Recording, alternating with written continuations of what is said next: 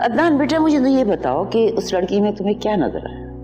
अम्मी वो एक अच्छी लड़की है, खुददार है, समझदार है। अरे सेठ, इतनी रकम में तो जग्गू दादा पूरे शहर का कत्लेआम कर सकता है। ठीक है, अब तुम जाओ और खुद रब्ता मत करना मुझे।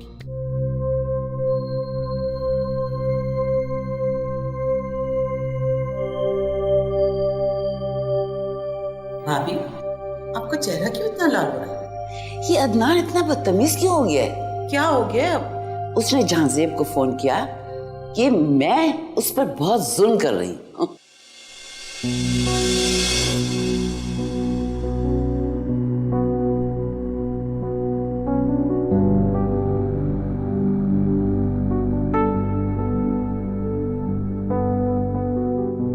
ओह माय गॉड, भाभी अदनान ने ये कहा?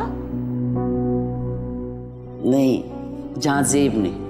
और मैंने भी जहांजेब को कह दिया कि उस घर से इस घर में जो लड़की आएगी वो साइमा होगी, राहिला नहीं। भाभी अब क्यों जिद कर रही हैं? मुझे तो राहिला में कोई ऐसी बात नजर नहीं आई। और साइमा, उसके बारे में तुम्हारा क्या ख्याल है? वो तो भाभी बहुत ही अच्छी लड़की है, और मेरा जहाँ तक ख्याल है कि अगर आपकी पसंद है तो यकीनन बहुत ही अच्छी होगी। तो फिर वो राहिला के बारे में क्यों इतनी जिद कर रहा है? कि तुम भी यही कह रही हो, मैं भी यही कह रही हूँ कि साइमा राहिला से बहुत बेहतर लड़की है। तो फिर वो अरे भाभी, ये जो काम करने वाली लड़कियां होती हैं ना, ये बड़ी चालाक होती हैं। घरों से निकलती हैं काम करने और अमीर घरानों के लड़कों को घेर लेती हैं। इसी तरह घेर लिया होगा अपनी सच्ची झूठी मोहब्बत में उसे। कुछ ऐसा ही हुआ होगा। उसकी माँ भी तो दूसरी बीवी बनकर आई थी, और बेटियों पे माँ का बहुत असर होता है। यही बात मुझे खटक रही है, समझ में नहीं आ रहा क्या होगा।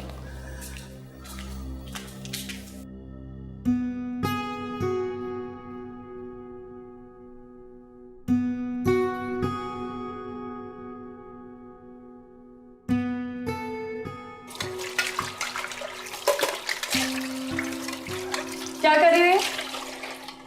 साइमा बाजी, बर्तन धो रही हूँ।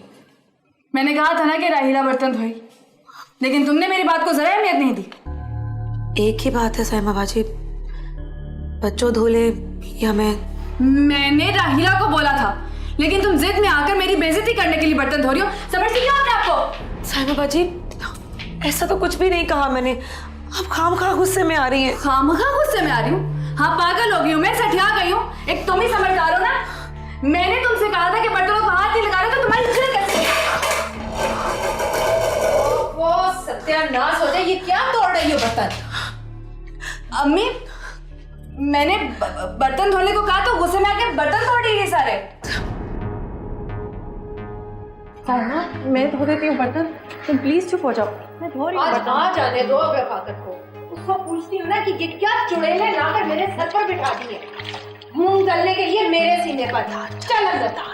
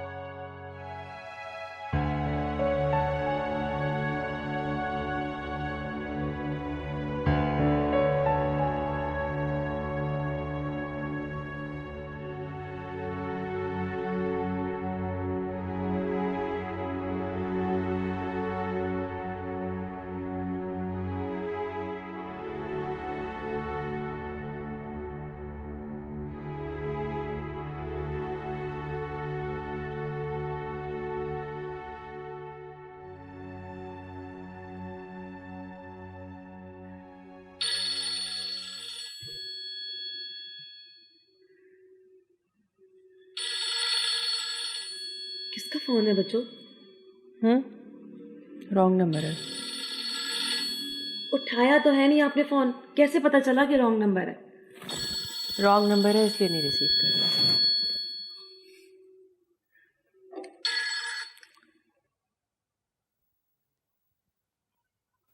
बच्चों, ये तो अदनान का नंबर है, उठा क्यों नहीं रही हैं? मैं बात नहीं करूंगी इससे। जब कोई ताल्लुक ही नहीं है, कोई रिश्ता नहीं है, तो क्या बात करूं? बच्चों, बात करेंगी तो रिश्ता भी बन जाएगा और ताल्लुक भी। जब कोई ताल्लुक बन जाएगा तो बात भी कर लूंगी।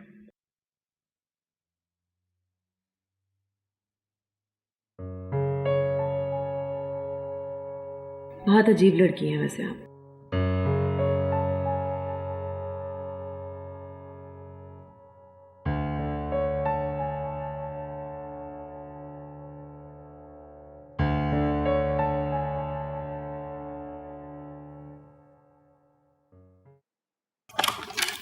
कहाँ थे इतनी रात तक?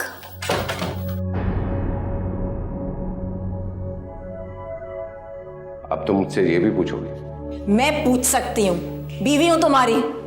लेकिन मैंने तुमसे कभी नहीं पूछा कि तुम कब आती हो और कब जाती हो। तुम्हारी कोई कमजोरी होगी, वरना मर्द अपनी बीवियों का जीना हराम कर देते। हाँ, लेकिन उनके दरमियान मियाँ बीवी का रिश्ता होता है जो तुम्हारे और मेरे दरमियान में नहीं है। तो फिर इसका मतलब ये तो नहीं है कि तुम बिजनेस के अकाउंट से भारी भारी रकम निकलवाना शुरू कर दो? यही कमी रह गई थी क्या? क्या मतलब? मतलब ये कि तुमने 30 लाख रुपए बैंक से निकलवाए हैं। कहाँ है ये रकम, किसको दी है? वो मैंने किसी पार्टी को दिया। इतनी बड़ी रकम तो हमेशा चेक से दी जाती है। आज से पहले तो ऐसा नहीं हुआ कि तुमने 30 लाख की रकम कैश दी हो। देखो फौजिया, तुम दुनिया की हर बीवी की तरह मुझ पर शक करती हो और मैं बर्दाश्त करता हूं। तुम मुझसे बदतमीजी करती हो, मैं नजरअंदाज कर देता हूं। लेकिन आज तक तुमने ये नहीं देखा होगा कि मैंने रुपए पैसे के मामले में तुमसे कोई धोखा किया हो। औरत की छठी हिस्स बहुत तेज होती है रियासत बेग, और मेरी छठी हिस्स ये कह रही है कि इस मर्तबा कुछ गड़बड़ है। कुछ छुपा रहे हो तुम मुझसे।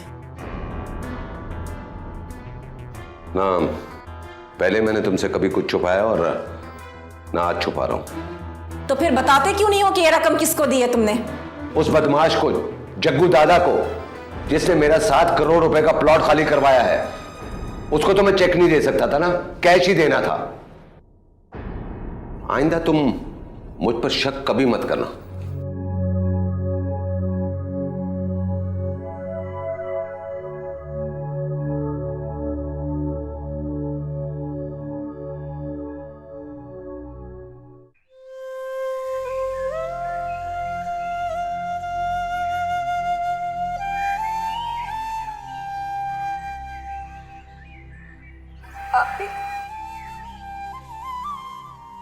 उस्मा,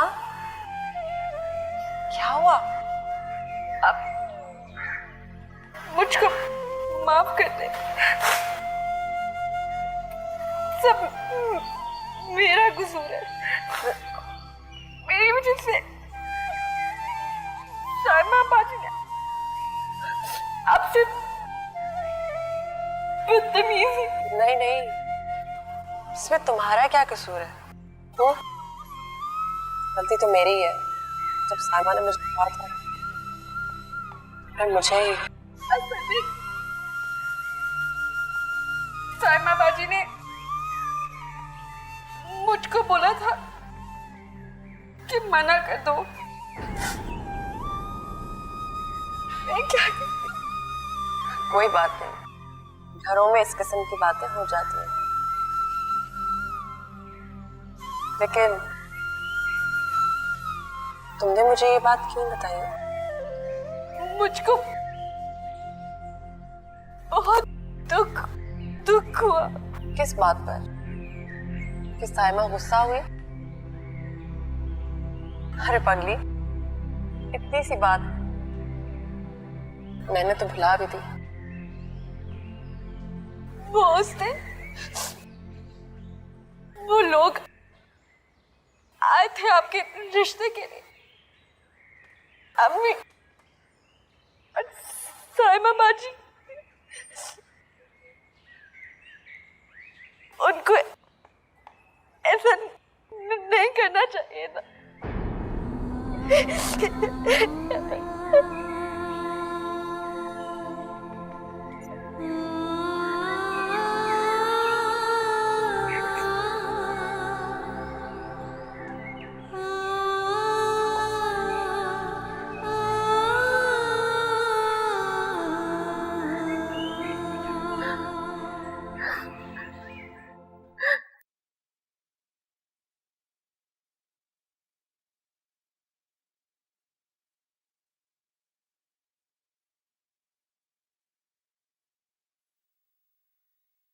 क्या हो गया रफाकत, तुम्हारा मुंह क्यों लटका हुआ है?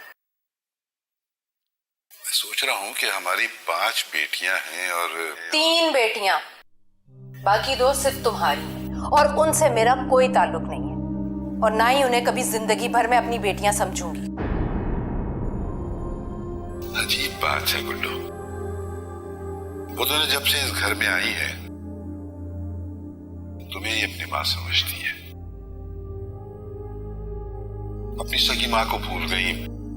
अब तक एक दफा भी अपने मुंह से उन्होंने माँ के बारे में एक लफ्ज नहीं निकाला। लेकिन मैं उनका वजूद भी बर्दाश्त नहीं कर सकती।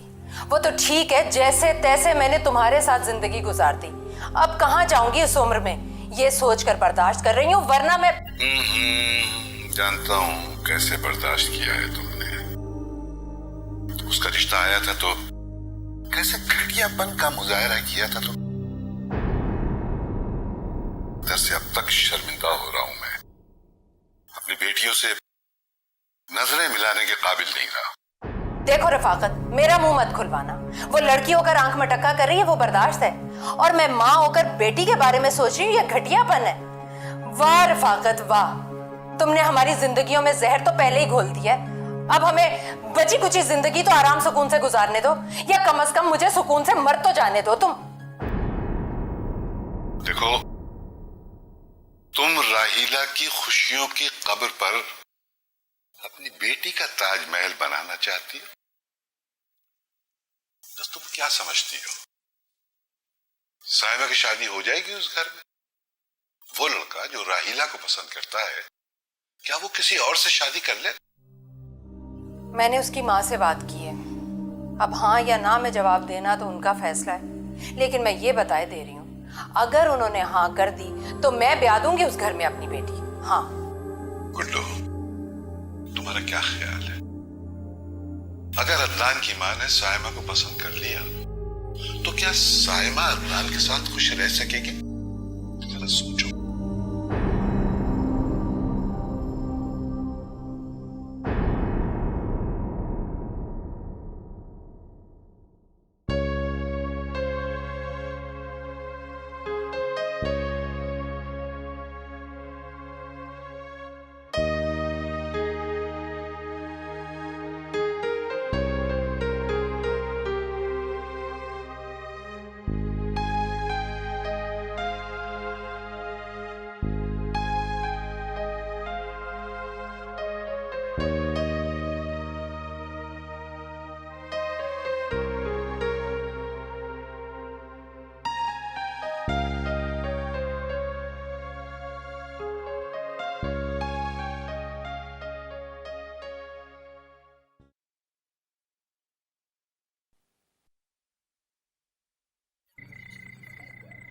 अच्छा हाँ, अच्छा सुनो, अब जाओ जाओ जाओ, जल्दी जाओ। कौन है यहाँ?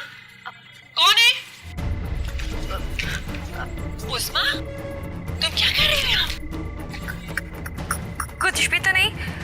सच सच बताओ, कौन था दरवाजे पर? कोई नहीं था,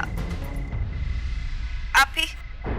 उस्मा, मैं बहन हूँ तुम्हारी, सौतेली सही, पर हूं तो बहन। प्लीज सच सच बता दो मुझे, कौन था दरवाजे पर?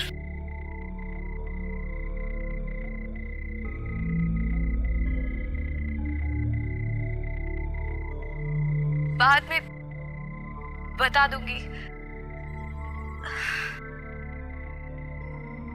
प्लीज। अच्छा ठीक है, तुम अभी बहुत घबराई हुई हो, बाद में बात करेंगे, जाओ जाकर सो जाओ।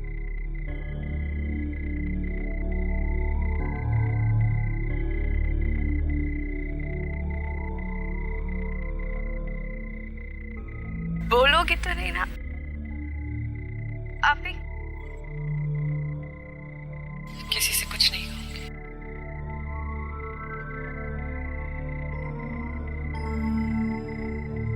लेकिन तुम मुझसे कुछ मत छुपाना, मुझे सब कुछ सच सच बता देना।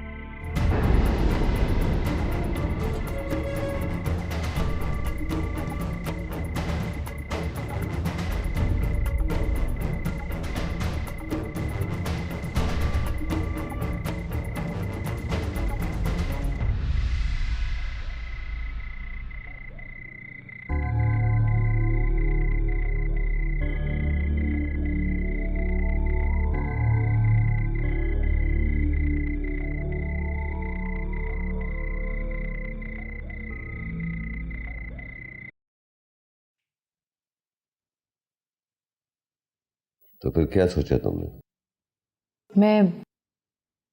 मैं भी किसी नतीजे पर नहीं पहुंची हूँ।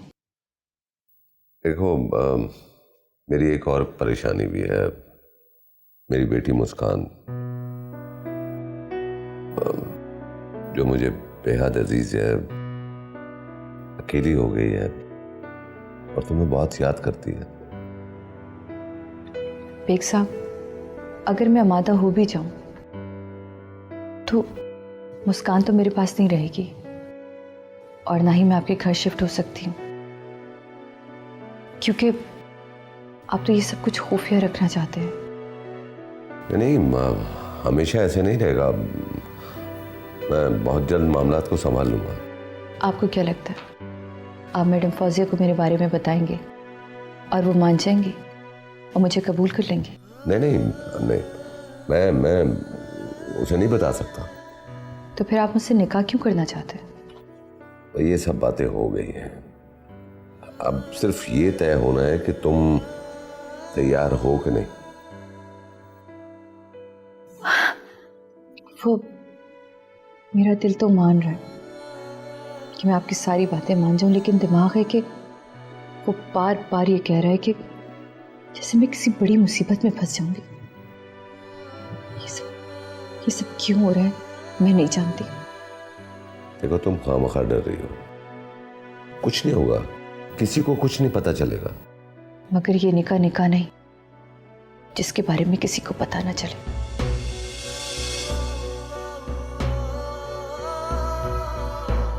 हाँ।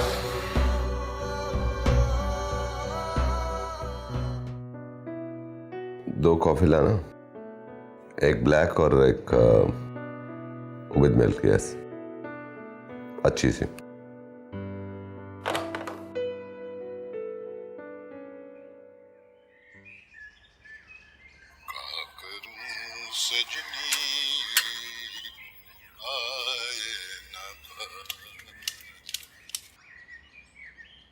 क्या बात है रफाकत, आज बड़े खुश नजर आ रहे हो? एक दोस्त के साथ मिलकर ना छोटा मोटा कारोबार शुरू कर रहा हूँ। अरे सठिया तो नहीं गए? इस उम्र में कारोबार करोगे? पैसे कहाँ से आएंगे? अरे भाई, पैसे लगाएगा वो दोस्त, मैं सिर्फ ऑफिस संभालूंगा और मुनाफा बराबर बराबर। अरे वाह, ये तो वाकई बहुत अच्छी खबर है। मुझे तो लगता था अब सारी जिंदगी तुम्हारे मुंह से कोई अच्छी खबर सुन ही नहीं सकूंगी। अम्मी, आपके लिए फोन है। मेरा फोन तुम्हारे पास? जी, वो अदनान का फोन आया था, उनकी अम्मी बात करेंगे। कुछ गलत नहीं हो रहा, जो कुछ हो रहा है ठीक हो रहा है। मैं किस्मत और नसीब को बहुत मानती हूँ, इसलिए हर बात किस्मत पर छोड़ देती हूँ। अस्सलाम वालेकुम दी। अरे अदनान बेटा, तुम खैरियत? जी, अंदर आ सकता हूँ मैं?